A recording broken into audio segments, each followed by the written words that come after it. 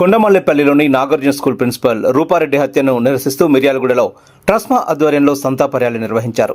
NSP camp ground నుండి మొదలైన rally Rajiv Chowk మీదుగా ఆర్డీఓ కార్యాలయం వరకు కొనసాగింది. ఇలాంటి సంఘటన పునరావృతం కాకుండా చర్యలు చేపట్టాలని డీఎస్పీ కార్యాలయం, ఎమ్మెల్యే క్యాంప్ కార్యాలయం, ఆర్డీఓ కార్యాలయాల్లో వినతిపత్రం సమర్పించారు. ఈ సందర్భంగా ట్రస్మా నాయకులు మాట్లాడుతూ రూపారెడ్డి హత్య అత్యంత దారుణ ఘటన అని తాము తీవ్రంగా ఖండిస్తున్నామన్నారు. విద్యార్థులు సెల్ ఫోన్, సోషల్ మీడియా పట్ల ఆకర్షితులై నేర ప్రవృత్తిని కొనసాగిస్తూ విచక్షణ రహితంగా వ్యవహరిస్తున్నారని చెప్పారు. ఇది సమాజానికి గొడ్డలిపెట్టు లాంటిదన్నారు. విద్యార్థులను క్రమశిక్షణతో పెంచాల్సిన బాధ్యత తమపైనే కాకుండా తల్లిదండ్రులపై ఎంతగానో ఉందన్నారు. విద్యార్థులు సెల్ ఫోన్ వాడకాన్ని నిషేధించాలని తల్లిదండ్రులకు సూచించారు. విద్యార్థులను ప్రతిరోజు తల్లిదండ్రులు ఓ కంట కనిపెడుతూ ఉండాలని చెప్పారు. పుస్తకాలు పట్టాల్సిన చేతులు కత్తులు పట్టుకోవడం దారుణమన్నారు. రూపారెడ్డి ఆత్మకు శాంతి కలగాలని భగవంతుని ప్రార్థిస్తున్నామన్నారు.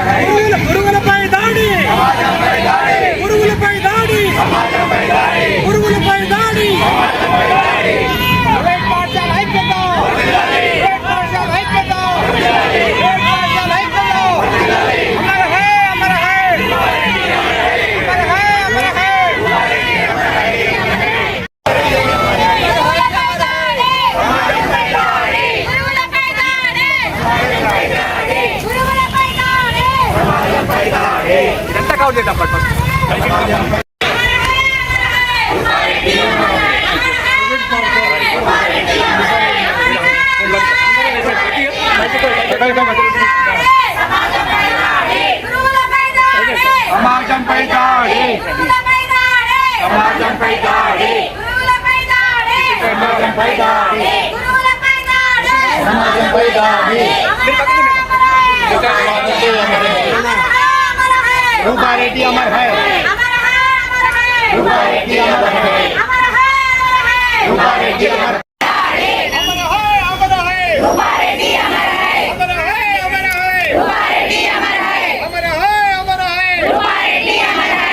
ప్రైవేట్ పాఠశాల ఐక్యత ప్రైవేట్ పాఠశాల ఐక్యత గురువులపై దాడి గురువులపై దాడి గురువులపై దాడి ప్రైవేట్ పాఠశాల ఐక్యత अमर है अमर है अमर है अमर है शिक्षण देते गुरुओं को शिक्षण देते गुरुओं को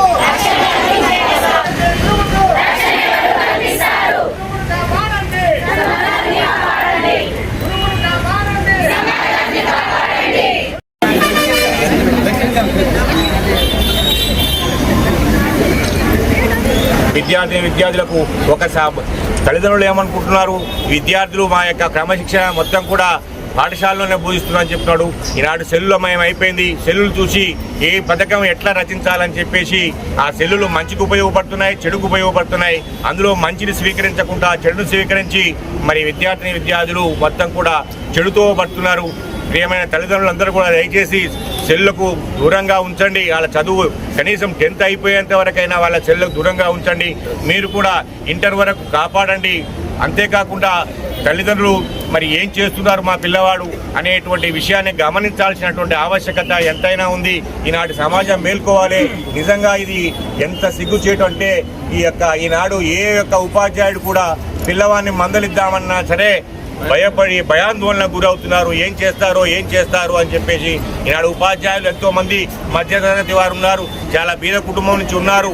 మాకు సమాజంలో విద్యాబుద్ధులు నేర్పించడమే మాకు ఒక లక్ష్యం అనేటువంటి పనిచేస్తున్నారు ఉపాధ్యాయులు.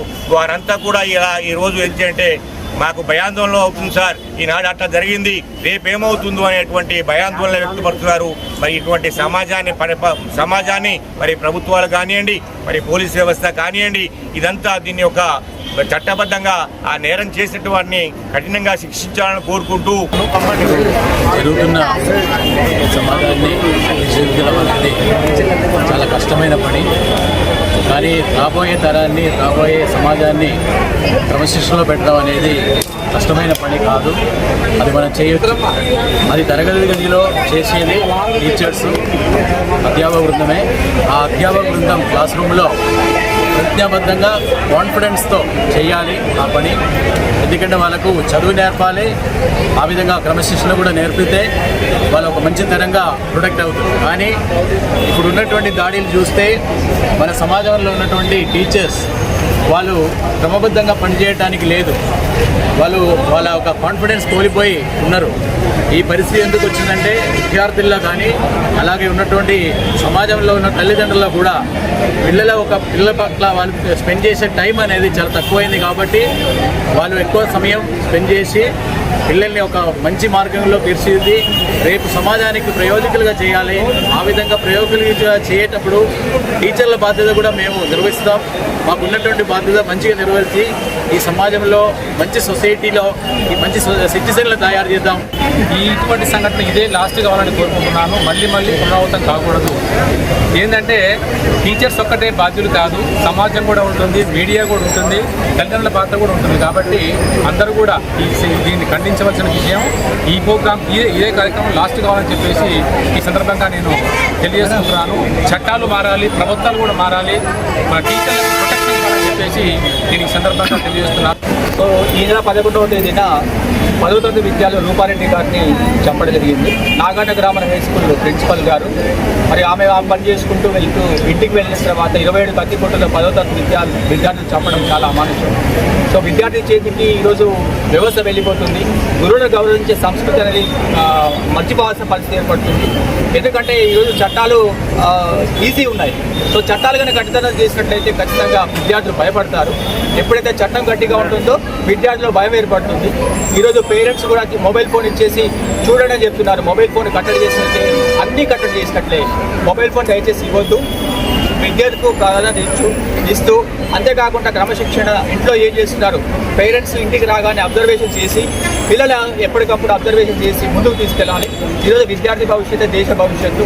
సో దేశం బాగుండాలంటే విద్యార్థి ఈరోజు చక్కగా ఉండాలి. గురువు కొట్టినప్పుడు మందలించండి, కానీ గురువు మీదకి రాకుండా చూసుకోవాల్సిన బాధ్యత ఉంది. వారి మరణం నిజంగా మా అందరినీ చాలా దిగ్భ్రాంతికి గురి చేసింది. చాలా విచారకరమైన విషయం. అందరూ యావత్ రాష్ట్ర వ్యాప్తంగా బంద్ పిలిపించినాం. సరే, మూడు అంశాలు డిస్కస్ చేస్తున్నా. మా పరిస్థితి ఎట్లుందంటే కనిపించుకుంటే కాళ్ళ మీద పడుతుంది అన్నట్టుంది. మరి ఎవరికి చెప్పుకోవాలి? మా స్టూడెంట్స్ ఇలా చేస్తే మరి ముందుకు పోతున్న పేరెంట్స్ కూడా ఎంతసేపు ఎట్లుందంటే కందకి లేని దూరదా కత్తికేంది అనిపిస్తుంది. ఎందుకంటే పేరెంట్స్ కూడా బాధ్యత తీసుకోవాలి. దయచేసి అందరూ కూడా ముఖ్యంగా సెల్ విషయంలో మాత్రం జాగ్రత్త. సెల్తోనే ప్రాబ్లం అవుతుంది.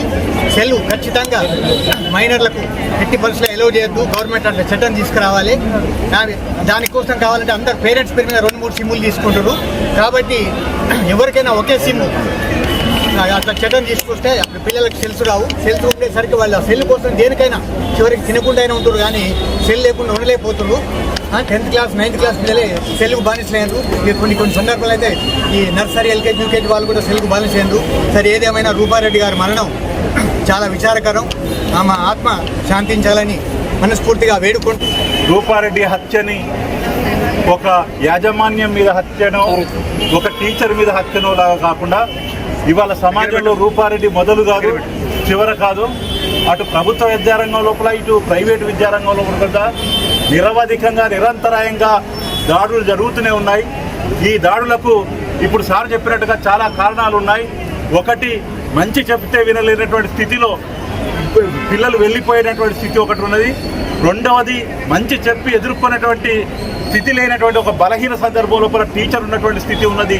ఈ రెండింటికి కారణం వల్ల ఇవాళ మొత్తం విద్యారంగం లోపల సమాజం మీద దాడి ఎవరి మీద జరుగుతున్నదంటే, క్లాస్ రూమ్లో రూపారెడ్డి లాగా ఒక మంచి విషయం చెప్తే జీర్ణించుకోలేనటువంటి ఒక దురవస్థలో ఇవాళ విద్యా వ్యవస్థ ఉన్నది. కనుక మనం అర్థం చేసుకోవాల్సింది ఏమిటంటే, ఇవాళ రూపారెడ్డి మీద జరిగిన పిల్లల మీద చర్యనే కాదు, ఆ చర్య కాకుండా ఇవాళ మొత్తం తరగతి గది లోపల ఒక విలువల్ని సమాజం లోపల తరగతి గదిలే దేశ భవిష్యత్తును రూపొందిస్తాయని చెప్పి కొటారి చెప్పినటువంటి సందర్భం, లేదా ఇవాళ దేశ భవిష్యత్తును పార్లమెంటులే కాదు పాఠశాలలే నిర్వర్తించాలని ఆ కర్తవ్యాన్ని టీచర్ల మీద పెట్టినటువంటి విద్యారంగం లోపల దాడులు జరుగుతున్నప్పుడు ఆ దాడులకు కారణమైనటువంటి విషయాలు ఇప్పుడు చాలామంది మేనేజ్మెంట్ చెప్తున్నారు. ఒకటి, ఇవాళ చాలా ప్రధానంగా ఇవాళ చాలా పత్రికలు రాశాయి.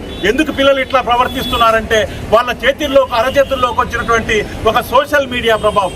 ఆ సోషల్ మీడియా ఫోన్ తెచ్చుకోవద్దనంటే ఫోన్ తెచ్చుకుంటే నీకేం అభ్యంతరమైనటువంటి తల్లిదండ్రులు ఉన్నారు, లేదా ఫోన్ వారి స్వేచ్ఛకు సంబంధించినటువంటి దుర్మార్గమైనటువంటి వ్యవస్థలో ఉన్నది కనుక వాడు ఆ ఫోన్లో ఏం చూస్తున్నారని నియంత్రించలేని పరిస్థితి. కనుక ఇవాళ పాలకులు ఏమైనా మాట్లాడవలసింది ఏమిటంటే, చాలా దేశాల్లో అమలు చేస్తున్నట్టుగా ఇవాళ మీరు 18 ఏళ్ళ లోపు ఉన్నటువంటి పిల్లలకు దీని మీద మీరు సోషల్ మీడియా మీద ఒక నియంత్రణ పెట్టండి. మొత్తం అయ్యా మీరు విద్యారంగాన్ని చాలా మారుస్తామని చెప్పి ముఖ్యమంత్రి గారు, దేశ ప్రధాని గారు అంటున్నారు. మీరు విద్యారంగాన్ని మార్చడం అంటే ఇక్కడ మౌలికంగా తరగతి గదిలో ఏం జరుగుతున్నదో, టీచర్లు ఏ సమస్యలు ఎదుర్కొంటున్నారో ఈ అంశాలను గుర్తించామని చెప్పి కల్చరల్ గా వీక్ అయిపోయినటువంటి ఒక స్టూడెంట్ ని మనం ఉన్నతీకరించే విద్య అంటే మార్కులు, గ్రేడులు, పేపర్లలో ఫోటోలు వేసుకోవడం కాదు, మనిషి సంపూర్ణ వ్యక్తిత్వాన్ని నిలబెట్టేటువంటి విద్యారంగం. దానికి దాడి తప్పిపోయి పొద్దున్న లేస్తే సాయంత్రం దాకా పిల్లల్ని విద్యారంగం పేరు మీద వేస్తే విద్యారంగం కొనసాగుతున్నది. ఈ విద్యారంగం మారవలసింది మనమందరం. నేను ఒక ప్రభుత్వ ఉపాధ్యాయుడిగా ఈ దాడులు ఎదుర్కొంటూనే ఈ దాడులకు భయపడాల్సిన పని లేదు. ఇది ఆగిపోతాని కాదు, కానీ కనీసం మనం ధైర్యంతో ఈ పిల్లలకు మీరు పాఠం చెప్పేటప్పుడు, మొదలు పాఠం బిగించేటప్పుడు ఒక 5 నిమిషాల ముందు చెప్పండి. ఇవాళ ఈ అంశమే చెప్పండి. ఏ పిల్లలు నాకు తెలిసి ఆ 1% పిల్లలో లేక 0.2% పిల్లలో అట్లాంటి పిల్లలు తప్ప మిగిలిన పిల్లలు ఎవరు వాళ్ళ సమాజం హర్షిస్తలేదు. ఆ రూపారెడ్డిని చంపడం అనేది కిరాతకమని చెప్పి మాట్లాడుతుంది. కనుక ఇట్లాంటి కిరాతకాల్ని పాఠ్యాంశాల్లో భాగంగా మీరు చెప్పవలసి ఉన్నది.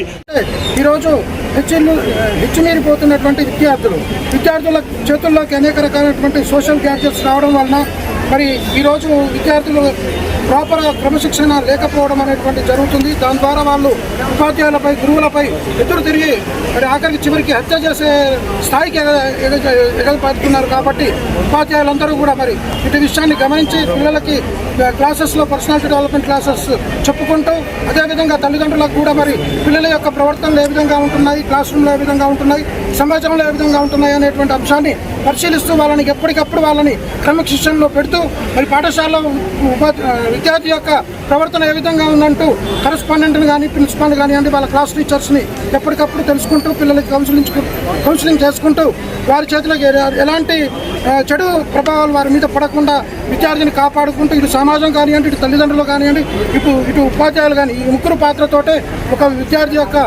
ఆల్రౌండ్ డెవలప్మెంట్ ఉంది. కాబట్టి ఒక ఉపాధ్యాయుడి మీదనే ఆ యొక్క బాధ్యత వేయకుండా మరి తల్లిదండ్రులు మరియు సమాజం కూడా ఇటు పరిస్థితుల్ని వారి మీద ప్రభావం చూపిస్తూ వారిని మంచి దారిలో పెడుతూ మరి ఇలాంటి సంఘటనలు జరగనీయకుండా ఖండించాల్సింది. ఈ సందర్భంగా మేము అందరికీ కూడా అప్పీల్ చేసేది ఏంటి అంటే విద్యార్థుల యొక్క క్రమశిక్షణ అనేటువంటిది కేవలం ఉపాధ్యాయుల యొక్క బాధ్యతే కాదు.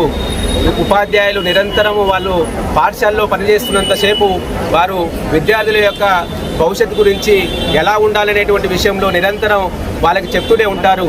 కానీ సమాజంలో ఉన్నటువంటి వ్యక్తులు కానీ ఇంట్లో ఉన్నటువంటి పేరెంట్స్ కానీ విద్యార్థుల యొక్క క్రమశిక్షణపై దృష్టి సారించాల్సినటువంటి అవసరం ఉంది.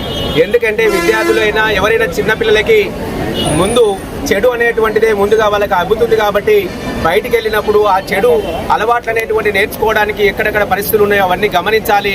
విద్యార్థులు మీ యొక్క పిల్లలు తల్లిదండ్రులు మీ యొక్క పిల్లలు ఎక్కడ సాయంత్రం వెళ్ళిన తర్వాత కానీ ఉదయం స్కూల్ అవర్స్ బిఫోర్ కానీ ఆఫ్టర్ స్కూల్ అవర్స్ కానీ మీ పిల్లలు ఇంటి దగ్గర ఏం చేస్తున్నారో చూసుకోవాల్సిన బాధ్యత తల్లిదండ్రుల పైన కూడా ఉందనేటువంటి విషయాన్ని ఈ సందర్భంగా గుర్తు చేస్తా ఉన్నాను.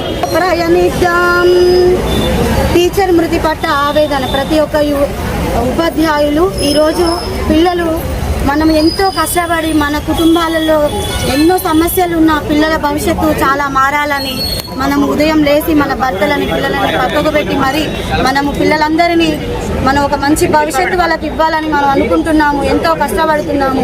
అయినా కానీ పిల్లలు చెడుగోబడుతున్నారు. క్రమశిక్షణ అనేది పాఠశాలల్లోనే నేర్పుతారు అని అనుకుంటారు. కానీ పిల్లలు క్రమశిక్షణ పాఠశాలలోనే కాదు సమాజం నుండి ఇంటి నుండి కూడా నేర్చుకుంటారు. సో క్రమశిక్షణ నేర్పడంలో పాఠశాలకు ఎంత బాధ్యత ఉంది అని తల్లిదండ్రులు అనుకుంటారు, అంతకన్నా ఎక్కువ బాధ్యత తల్లిదండ్రులకి సమాజంలో ఉంది. కాబట్టి ఇప్పటి రోజుల్లో పిల్లలకు అరచేతుల్లో ఇందాక నుండి చెప్పినట్టుగా మొబైల్స్ వాళ్ళకు మంచికి ఉపయోగపడుతున్నాయా చెడుకు ఉపయోగపడుతున్నాయా అని కాదు, అలా వాళ్ళు చెడుని ఎక్కువగా స్వీకరిస్తున్నారు. కాబట్టి ఈ స్క్రీన్ టైం అనేది తల్లిదండ్రులు ఖచ్చితంగా గమనించవలసిన విషయము. ఇప్పుడు క్రమశిక్షణ చదువులు రాలేదు మార్కులు రాలేదు అని తల్లిదండ్రులు ఉపాధ్యాయుల్ని ప్రశ్నిస్తూ ఉంటారు. కానీ వాళ్ళ పిల్లలు ఎంతవరకు క్రమశిక్షణలో ఉన్నారు, ఎంతవరకు ఎవరిని ఇబ్బంది పెట్టకుండా ఉన్నారు అనేది ఎవరు ఏమీ పట్టించుకోరు. కాబట్టి ముందు క్రమశిక్షణ అనేది మానవులకు చాలా అవసరం అండి. విద్యార్థులకు ఇంకా అవసరం. రేపటి పౌరులుగా వాళ్ళు తీర్చిదిద్దబడాలి అంటే ఇప్పుడు వాళ్ళు క్రమశిక్షణతో ఉండి వాళ్ళ పాఠ్యాంశాల మీద సమాజం మీద ఒక అవగాహన కలిగి ఉంటేనే మనం ఉన్నత పౌరుల్ని మన దేశానికి అందించగలుగుతాం. ప్రతి పాఠశాల కూడా మంచి విద్యార్థులని మంచి విద్యా బోధనని అందించాలని అనుకుంటుంది. ఏ పాఠశాల కూడా ఎవరికి అన్యాయం చేయాలి ఏదో టైంపాస్ చేయాలి అని అనుకోదు. ఆ ముందు ఉన్న విద్యార్థులు వాళ్ళని ప్రోత్సహించేటటువంటి తల్లిదండ్రుల మీదనే మొత్తము ఆధారపడి ఉంటుంది. కరెస్పాండెంట్ డైరెక్టర్ అంటే రూపారెడ్డి ఈ నెల 11వ తారీఖు హత్య గావించబడింది. చాలా దురదృష్టకరము. మా ప్రైవేట్ పాఠశాల యజమాన్యం తరఫున ట్రస్మా తరఫున ఉపాధ్యాయ బృందం తరఫున ఆమె ప్రత్యేకమైన శ్రద్ధాంజలి ఘటిస్తూ వారి కుటుంబ సభ్యులకు ధైర్యంగా ఉండాలని చెప్పి మనోధైర్యంగా అని చెప్పి కోరుకోవడం జరుగుతూ ఉంది. రేపటి భావి భారత పౌరులకు తీర్చిదిద్దే గురువులపై ఇటువంటి దౌర్జన్యాలు చేయడం ద్వారా వాస్తవంగా ఎంత దురదృష్టకరం అంటే ఆ పాఠశాల 10th క్లాస్ విద్యార్థి ఒక 27 కత్తిపొడుతోని దూరంగా చంపడం జరిగింది. ఈ ప్రభావం మొత్తం కూడా ఏంటిదంటే పేరెంట్స్కి నేను విజ్ఞప్తి చేసింది ఒకటే, మీ పిల్లలకి మొబైల్ని దూరంగా ఉంచండి, చెడు వ్యసనాలకు దూరంగా అలవాటు ఉంచండి. ఎందుకంటే ఇప్పుడు టీవీల ప్రభావము మీడియా ప్రభావము యూట్యూబ్లో చూసుకొని ఒక ప్లాన్ ప్రకారము 10th క్లాస్ విద్యార్థి నిండా 16 ఏళ్ళు లేవు ఆయనకితని కరస్పాండెంట్ విద్యాబుద్ధులు నేర్పే కరస్పాండెంట్లకి దూరంగా దాడి చేయడం వల్ల రేపు సమాజం చెడిపోతూ ఉంది. కాబట్టి భవిష్యత్తులో ఇటువంటి సంఘటనలు జరగకుండా ఇటువంటి రిపీట్ కాకుండా చట్టం కూడా గవర్నమెంట్ కూడా ఒక చట్టం తీసుకొని రావాలని చెప్పి మా ప్రైవేట్ పాఠశాలకు ఒక ప్రొటెక్ట్ చేయాలని చెప్పి గవర్నమెంట్ కూడా తెలియజేస్తా ఉన్నాను.